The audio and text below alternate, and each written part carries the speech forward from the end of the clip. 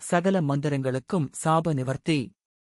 சித்தர்கள் மற்றும் தேவதைகளின் சாபங்களினால் அவர்கள் கூறிய மந்திரங்கள் பலிக்காமல் போகலாம். இதனால் மந்திரமே பொய் என்றும் சித்தர்கள் வாக்கு பொய் என்றும் பலர் எண்ணுகின்றனர். அது தவறாகும். பொதுவாக நல்லவர்களுக்கும் தான தர்மங்கள் செய்வோர்க்கும் பிறர் நலன் கருதுவோர்க்கும் மனதில் தீய எண்ணங்கள் இல்லாதவர்க்கும் பூர்வ ஜென்ம புண்ணியம் உள்ளவர்க்கும் எப்போது மன ஓர் நிலையுடன் இருப்பவர்க்கும் நல்ல மனம் படைத்தவர்க்கும்தான் மந்திரம் பலிக்கும். இது அனைத்தும் இருந்தாலும் சித்தர்களின் அனுகிரமும் குருவருளும் இருப்பவர்க்கே மந்திரங்கள் சித்தியாகும். அந்த வகையில் சித்தர்கள் எழுதி வைத்த மந்திரங்களுக்கு சாபமிட்டு வைத்துள்ளார்கள். அச்சாபத்தை நீக்காமல் செபிப்போர்க்கு அதனால் தீமையும் வறுமையும் இடைவிடாத சிக்கல்களும் தேவையில்லாத பிரச்சனைகளும் உண்டாகும். மன நிம்மதி இல்லாமல் தவிக்கும்படியான சூழ்நிலை உருவாகும்.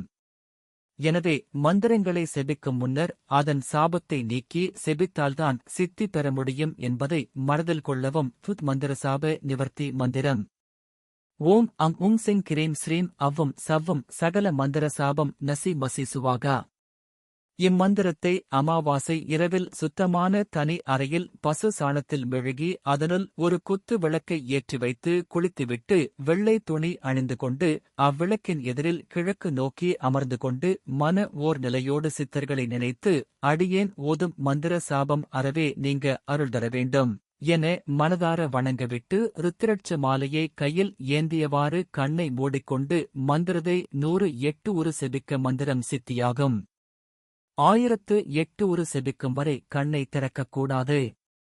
செபிக்கும் சமயத்தில் யாரோ அழைப்பது போலவும் உங்களை தொடுவது போலவும் பூச்சிகள் உடலில் ஊறுவது போலவும் பின்பக்கமாக உங்களை தள்ளுவது போலவும் தோன்றலாம். சிலருக்கு மயக்கம் கூட வருவது போல இருக்கலாம். ஆனால் எக்காரணத்தைக் கொண்டும் மந்திரத்தை 108 உரு செபித்து முடிக்கும் வரை கண்ணை திறக்காமல் செபித்தால்தான் சித்தி உண்டாகும் என்பதை மனதில் கொள்ளவும்.